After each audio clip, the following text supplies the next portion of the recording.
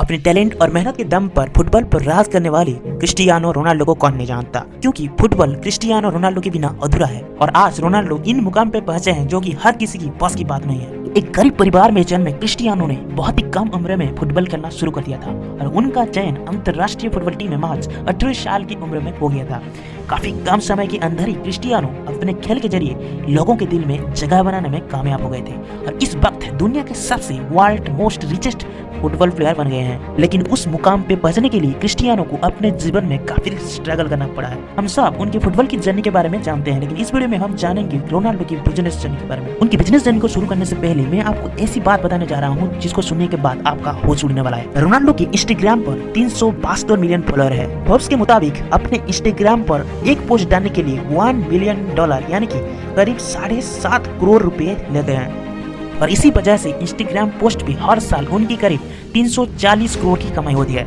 और यही कारण है कि रोनाल्डो की कुल नेटवर्क $460 मिलियन यानी कि 3400 करोड़ है। सिर्फ इतना ही नहीं, रोनाल्डो कई सारे ब्रांड की प्रमोशन करते हैं। उनमें है Herbalife Nutrition, clear hair care brand, American Tourister, Emirate airline भी शामिल है। और सबको चकित करने वाली बात यह है कि जुवेंटस की ओर से खेलने के लिए रोनाल्डो को हर साल करीब 450 करोड़ मिलते हैं। रोनाल्डो सिर्फ नाम नहीं, एक ब्रांड है। इसीलिए रोनाल्डो ने नाइकी के साथ $1 बिलियन यानी कि 7500 करोड़ का कॉन्ट्रैक्ट साइन किया है।